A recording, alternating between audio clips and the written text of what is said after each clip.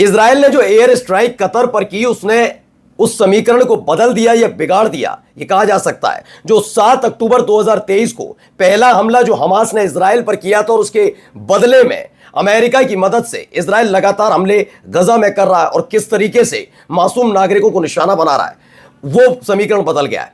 दरअसल उसके बावजूद हमने देखा कि कई मुस्लिम देश यानी कि मिडिल ईस्ट के कई देश इस पर कुछ बड़ी कार्रवाई नहीं कर रहे थे, लेकिन कतर पर हमला होने के बाद से ही ये सारे हालात बदल गए, समीकरण बदल गए। आज मैं आपको मिडिल ईस्ट से जुड़ी 7 बड़ी खबरें दिखाने जा रहा हूं। हमारी जो पहली खबर है वो खबर जुड़ी हुई है इजराइल पर होने वाले हमले को लेकर। जी हां, आज की रात इजराइल के लिए भारी है, क्योंकि इजराइल के कट्टर दुश्मन ने ऐलान कर दिया है कि वो आज रात इजराइल पर बहुत बड़ा हमला करने जा रहा है। हमारी खबर नंबर जो 2 है वो कतर को लेकर है।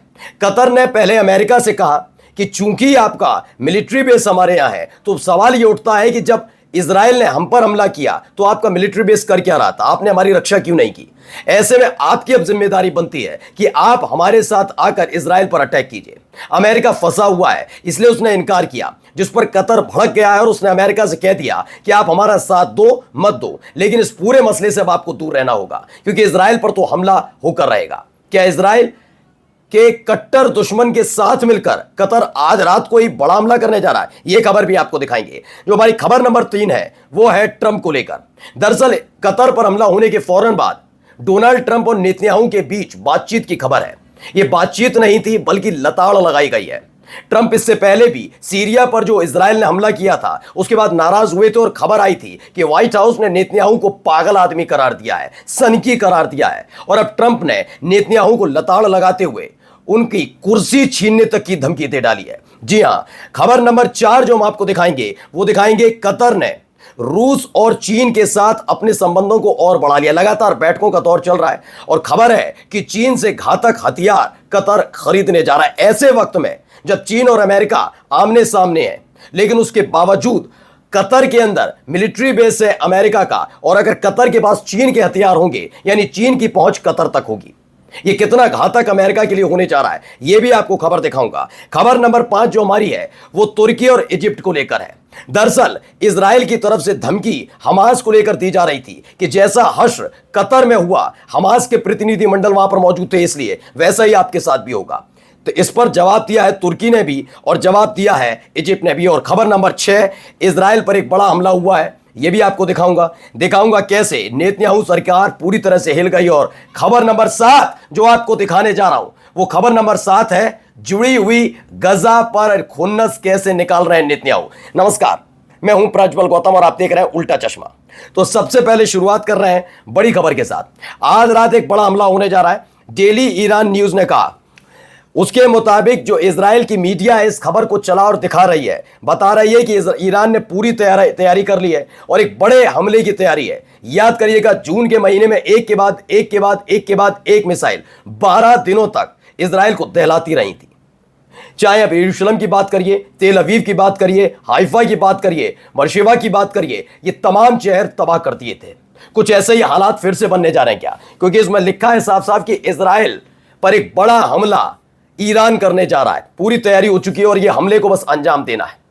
ऐसे वक्त में जब कतर को लेकर पहले से ही अमेरिका ने इजराइल का साथ छोड़ दिया है। इन सब के बीच ग्लोबल सर्वेलेंस की भी खबर है। उन्होंने दावा किया है कि कतर ने साफ तौर पर कह दिया है कि वो इजराइल पर अटैक करेगा, जिस तरीके से उसने उनकी राजधानी दोहा पर अटैक किया। इसमें कतर ने साफ साफ अमेरिका से कह दिया है कि वो अपना बदला लेकर रहेगा। आप साथ दो मत दो, हमें फर्क नहीं पड़ता। दरअसल मिडिल ईस्ट के अंदर अमेरिका के सामने सबसे बड़ी दिक्कत यह है कि मिडिल ईस्ट के इन्हीं तमाम देशों की वजह से वो कभी रूस और कभी चीन को थोड़ी आंखें दिखाता रहता है। मिडिल ईस्ट के अंदर जो उसने अपने मिलिट्री बेस बना रखे हैं इसी की बदौलत, जबकि कई मिडिल ईस्ट के ऐसे भी देश हैं जिन्होंने इस मिलिट्री बेस को अपने यहां से हटा दिया था। कई अफ्रीकी देश भी है। अब ऐसे हालात कहीं कतर, इसके बाद जॉर्डन, इसके बाद सऊदी अरब न बन जाए, इसलिए अमेरिका बेचैन नजर आ रहा है। इसीलिए नेतन्याहू को आनन फानन में ट्रंप ने फोन भी किया और जो लताड़ लगाई वो खबर आपको दिखाऊंगा। लेकिन उससे पहले देखिए क्या कहा गया है। खबर है ब्रेकिंग, कतर ने साफ साफ ट्रंप से कहा कि एनफ इज एनफ, कि बहुत हुआ। अब चाहे तो आप मिडिल ईस्ट में अपना कोई और साथी ढूंढ लीजिए और we will strike back at Israel, या हम इजराइल पर हमला करेंगे, या तो आप अपना दूसरा साथी ढूंढिए। मतलब हम ये नहीं कह रहे अब हमारा साथ दीजिए, आप तो साथ तब भी नहीं दे पाए जब आपका हमारे यहाँ मिलिट्री बेस बना हुआ है, हम अपनी देश की जनता को समझा रहे हैं, दूसरे देश के आर्मी और उनके हथियार हमारे देश के अंदर रखे हुए हैं, उसके बावजूद कतर की जनता को हमने समझा कर रखा किस इस दिन के लिए कि हम पर हमला हो और आप हमारे दुश्मन देश का साथ दें। तो इसलिए हम आप ये नहीं कह रहे कि आप हमारा साथ दीजिए, अपनी हाइपरसोनिक मिसाइल ये तमाम चीजें हमारे लिए इस्तेमाल कीजिए, लेकिन इजराइल पर हमला होगा और चाहे तो आप अपना बोरिया बिस्तरा यानी कि अपना जो मिलिट्री बेस है यहां से उठा कर ले जाइए। स्पष्ट कर दिया गया है कि हम हमला करके मानेंगे। दरअसल हुआ क्या कि इजराइल के साथ जब अमेरिका ने ईरान के जो पूरा न्यूक्लियर फैसिलिटी बनी हुई थी उस पर हमला किया था स्टील्थ बॉम्बर से, वो बात अलग है, वो नाकाम रहा, वो स्पष्ट भी हो गया। पहले शुरुआत में लगा कि वाकई ईरान को चोट पहुंची है, लेकिन वो हमला कारगर नहीं हो पाया अमेरिका का। लेकिन ईरान ने बदला लेते हुए कतर के ही अल उबैद जो मिलिट्री बेस बना हुआ था अल उबैद में अमेरिका का, उस पर हमला किया था। तब भी कतर नाराज हुआ था, लेकिन उतना नहीं, और सारी बातें खत्म हो गई थी, वो युद्ध भी खत्म हो गया था। इजराइल को लगा जब ईरान हमला कर सकता है तो हम क्यों नहीं। वो इतना भूल गया कि जब ईरान ने मिलिट्री बेस पर हमला किया था तो एक भी नागरिक को चोट नहीं पहुंची थी, जबकि इजराइल की तरफ से किए गए हमले की वजह से एक सुरक्षा कर्मी की मौत हो गई और कई लोग घायल हुए। और सारे के सारे कौन है? ये सब के सब कतर के लोग हैं। इसी से कतर में नाराजगी अपनी सरकार के खिलाफ, और जब सरकार के खिलाफ नाराजगी है तो वो इजराइल के खिलाफ निकाली जा रही है। अगली खबर मैं आपको दिखाने जा रहा हूं, देखिए। ट्रंप ने फोन किया किसे? नेतन्याहू को, और धमकी दी है। Trump threatened to regime change in Israel. उन्होंने कहा फोन पर कि हम तुम्हारी अब कुर्सी छीनने जा रहे हैं। दरअसल हाल ही में एक खबर निकल कर आई थी कि डोनाल्ड ट्रंप जहां हमास के साथ, गजा के साथ इजराइल की डील उसके ही मन मुताबिक कराने जा रहे हैं, तो साल 2020 में इजराइल के अंदर ही नेतन्याहू के खिलाफ जो मामले चल रहे हैं उनको लेकर भी वो चाहते हैं कि नेतन्याहू दोष मुक्त हो जाए। यानी तमाम चीजें, घपले, घोटाले, भ्रष्टाचार के आरोप जो उनके अपने ही देश में लगे हैं उनसे भी उन्हें राहत मिले। आपको याद होगा जब अंतर्राष्ट्रीय न्यायालय ने भी नेतन्याहू और उनके एक रक्षा मंत्री, पूर्व रक्षा मंत्री यानी गैलेंट को, दोनों को दिया था, कहा था कि ये तो भाई वॉर क्रिमिनल है, और वारंट जारी किया था, तब अमेरिका ने हर जगह वीटो पावर लगाकर नेतन्याहू को बचाया था। लेकिन अब कहा जा रहा है कि हम कुछ नहीं कर सकते और ज्यादा अब किया उछल कूद की तो मैं आपकी कुर्सी छीन लूंगा, ये स्पष्ट कह दिया गया है। उन्होंने कहा जिस तरह से तुम हमले कर रहे हो, जिन लोगों पर हमले कर रहे हो वो मेरे अपने हैं, वो उनकी वजह से मिडिल ईस्ट के अंदर और खास तौर पर रूस और चीन को संभालने में कारगर साबित होते, तुम नहीं काम आते हो। और इससे पहले भी जब सीरिया पर हमला हुआ था, चूंकि अल जुलानी एक तरीके से अमेरिका के सामने नतमस्तक है, तो क्लियर एक चीज हो गई थी कि उस समय भी व्हाइट हाउस की तरफ से बयान आया था नेतन्याहू के लिए सनकी और पागल। लगा था कि इन बयानों के जरिए नेतन्याहू समझ जाएंगे, लेकिन नहीं माने। उन्होंने कतर पर हमला किया और अब कतर पर हमला करके अमेरिका का गुस्सा भी मोल ले लिया है। वो किसी भी कीमत पर अमेरिका अपने मिडिल ईस्ट से सिर्फ इजराइल की हरकतों की वजह से अपना बोरिया बिस्तरा समेटते हुए नहीं देखना चाहते। यानी सारे मिलिट्री बेस हट गए तो समझ लीजिए अमेरिका को बहुत भारी नुकसान होगा, उतनी ही ताकत और तेज बढ़ जाएगी रूस और चीन की। अब आइए खबर ईरान ऑब्जर्वर की है। कतर ने एक इमरजेंसी इस्लामिक समिट बुलाई है जिसे होस्ट कर रहा है, और यह तय किया जा रहा है कि इजराइल को कैसे सबक सिखाया जाए। अब तक मसला चल रहा था गजा का, फिलिस्तीनियों का, वेस्ट बैंक को लेकर चल रहा था। गजा में नहीं हो पा रहा था तो वेस्ट बैंक में फिलिस्तीनियों को खदेड़ा जाता था। लेकिन अब कतर का कहना है कि अब हम बख्शने के मूड में नहीं है। अब तमाम मुस्लिम परस्त देश एक साथ इकट्ठा होने लगे। एक वीडियो भी इससे जुड़ी हुई सामने आई है। तो ये मीटिंग बुलाई गई है, रशियन न्यूज है, उसने बताया एक मीटिंग हुई है सरगेई लारोव के बीच और कतर का डेलीगेशन वहां पर पहुंचा था। ये मीटिंग ऐसे वक्त में हुई है जब कतर इजराइल पर हमला करने की साफ साफ चुनौती दे चुका है कि मैं करके मानूंगा, मैं हमला ही करूंगा। मैं बार बार कह रहा हूं कि अगर ईरान ने हमला किया तो क्या कतर ईरान के साथ मिलकर इजराइल पर हमला करने जा रहा है? और अगर ये खबर है तो मिडिल ईस्ट का जो लंबे समय से चीजें चल रही थी, समीकरण थे, वो पूरी तरह से बदल जाएंगे। कई और देशों को कतर की वजह से इस पूरे संघर्ष में आना पड़ेगा और अमेरिका के लिए ये सबसे ज्यादा घातक होने जा रहा है। आइए अगली खबर भी है, इसमें देखिए प्रधानमंत्री हैं कतर के, उन्होंने क्या कुछ कहा है, बयान आया था उसके बाद। First of all, such a threat coming from someone like Netanyahu, and he's calling about bring them to justice. He needs to be brought to justice. He's the one who's wanted to the ICC. That's number one. So I think that someone like him trying to lecture the world about the law, he's breaking every law. तो Qatar के प्रधानमंत्री उन्होंने साफ साफ कह दिया कि अगर नेतन्याहू धमकी दे रहे हैं युद्ध की, तो हम तैयार हैं। उन्होंने साफ साफ तौर पर कह दिया, एक तो आप युद्ध अपराधियों खुद मुझे याद दिला रहे हो कानून क्या है। हमास के हमारे यहाँ प्रतिनिधि क्या कर रहा था, प्रतिनिधिमंडल, तो मुझे कानून सिखाने से बेहतर यह है कि पहले तुम युद्ध अपराधी हो, उसके बारे में सोचो। लेक्चर देना बंद कीजिए नेतन्याहू। साफ तौर पर नाराज नजर आए हैं कतर के पीएम। अब आइए खबर और निकल कर आई, कतर चीन से लॉन्ग रेंज बैलिस्टिक मिसाइल लेने जा रहा है तेल अवीव पर हमले के लिए। दरअसल अमेरिका से कहा गया था कि आप हमारे साथ मिलकर इजराइल पर हमला करेंगे।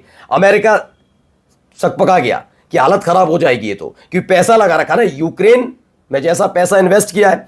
अमेरिका की आप नीति रीति जानते हैं, वो दो चीजें बहुत पसंद करता है। एक तो किसी अमेरिकी नागरिक पर हमला हो जाए तो उसका बदला लेता है, उसे कोई फर्क नहीं पड़ता कतर के साथ किया हुआ। हम भी कह रहे हैं भारत के साथ उसे कोई फर्क, चीन किसी से लेना देना नहीं।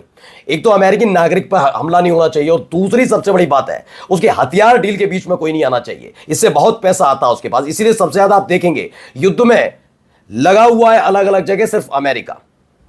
अब देखिए यूक्रेन के बाद उसे नेतन्याहू में संभावनाएं नजर आई कि ज्यादा से ज्यादा हथियार यहां खपाए जा सकते हैं।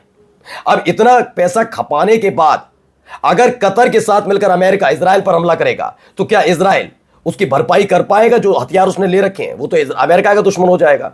तो वही इस चीज से डरे हुए हैं। अब उन्होंने कहा तेल अवीव पर हमला करने के लिए चीन से कतर हथियार लेने जा रहा है। ये बड़ी बड़ी लॉन्ग रेंज बैलिस्टिक मिसाइल्स की डील हो रही है। वहीं ईरान ने भी कह दिया है, ग्लोबल सर्विलांस की खबर है कि ईरान के पार्लियामेंट्री मेंबर्स यानी वहां के सांसदों ने कहा है कि हमसे आप बैलिस्टिक मिसाइल लीजिए। अगर आप इजराइल पर हमला करना चाहते हैं तो कतर अपने सेल्फ डिफेंस के लिए हमसे यानी कि ईरान से ले सकता है बड़ी बड़ी बैलिस्टिक मिसाइल्स, और उनका इस्तेमाल चाहे तो वो इजराइल पर करे। आइए एक और खबर देखिए, इजिप्ट भी इस पूरे मसले में कूद आया है। दरअसल इस पूरे मसले को लेकर कई देशों को खुल्लम खुल्ला इजराइल की तरफ से धमकी दी। उसे लगा कि इस पर अमेरिका उसकी पीठ थपथपाएगा। कतर में हमास के प्रतिनिधिमंडल जहां रुका हुआ था वहां हमला करके कतर इजराइल को लगा कि ट्रंप पीठ थपथपाएंगे, और इसी जल्दबाजी में उसने इजिप्ट को, तुर्की को, यमन को, बहुत सारे देशों को धमकी दे दी। ऐसे में इजिप्ट की तरफ से आधिकारिक बयान आ गया है। बयान क्या है कि अगर इजराइल ने हमला करने की सोची इजिप्ट पर हमास का नाम लेकर तो तैयार रहे, हालत खराब कर देंगे। यह साफ लफ्जों में कह दिया गया है। अगली खबर भी है तुर्की से। कहा जा रहा है कि तुर्की जो है, तुर्की में अगर हमास के लीडर जाते हैं तो वहां पर इजराइल अटैक कर सकता है। लेकिन तुर्की के साथ अगर यह किया गया तो और ज्यादा ट्रंप फंस जाएंगे, क्योंकि तुर्की अकेला ऐसा मुस्लिम राष्ट्र है जो नाटो का सदस्य देश है। जब जब मुस्लिम देशों का जिक्र होता है, इसीलिए लगातार मिडिल ईस्ट नाटो के सदस्य होने के नाते तुर्की पर प्रेशर बनाता है, और अमेरिका पर प्रेशर बनता है तुर्की की वजह से। तो नाटो का सदस्य देश के यहां पर हमला करके अपनी गर्दन फंसाने का काम नहीं करेगा इजराइल। एक बड़े हमले का जिक्र मैंने आपसे किया था कि एक बड़ा हमला इजराइल पर हुआ। यह हमला बम, गोला बारूद या किसी बैलिस्टिक मिसाइल से नहीं हुआ दोस्तों, किसी ड्रोन से नहीं हुआ, बल्कि एक्सपोज कर दिया गया है। लगातार अपने आप को बहुत आईटी सेक्टर में, टेक्नोलॉजी के मामले में इजराइल बताता रहा है, लेकिन कई दफा ये देखा गया उसकी कई व्यवस्थाएं, जो सिस्टम है, उसे हैक कैसे किया गया। इनमें से एक और है, तुर्की के एक हैकर हैं, उन्होंने दावा किया है कि उन्होंने इजराइल के डिफेंस मिनिस्टर हैं जो काट्स, उनका फोन नंबर, उनकी पर्सनल डिटेल्स सबके सामने रख दी है। वीडियो कॉल के जरिए उसने सबके सामने रखा, ये रहा नंबर, ये रहा पता, ये रही सारी चीजें, ये है लोकेशन। ये अपने आप में एक बहुत घातक चीज है। जब पूरा इजराइल अपने अलग अलग दुश्मनों से घिरा हुआ है चारों तरफ से, कई दुश्मन तो उसने जबरदस्ती पाल भी लिए, तो ऐसे वक्त में अगर उनके किसी मंत्री की लोकेशन, उनकी तमाम चीजें सार्वजनिक कर दी जाती हैं तो ये दुश्मन देश के लिए फायदेमंद है। जैसे अभी हाल ही में यमन के प्रधानमंत्री, वहां की रक्षा मंत्री, वहां की कैबिनेट मिनिस्टर की हत्या कर दी गई। ये लोकेशन कैसे पता लगी थी? ये वैसे ही अगर ये लोकेशन पता लग गई है तो अब रडार पर, कई देशों की रडार पर, क्या ये इनके अपने रक्षा मंत्री हैं। और जाते जाते आप देखिए क्या कर किया जा रहा है, गजा के अंदर अपनी खुन्नस कैसे निकालता है इजराइल। फिलहाल कतर पर हमला करके वाकई बड़ी मुसीबत मोल ले ली है। सीरिया पर हमला करके लगा था कि शायद इजराइल समझ जाएगा कि ट्रंप चाहते क्या है, लेकिन खेल यहीं बिगड़ गया है। कतर पर हमला करना इजराइल के लिए भारी, बहुत भारी पड़ गया है। नमस्कार।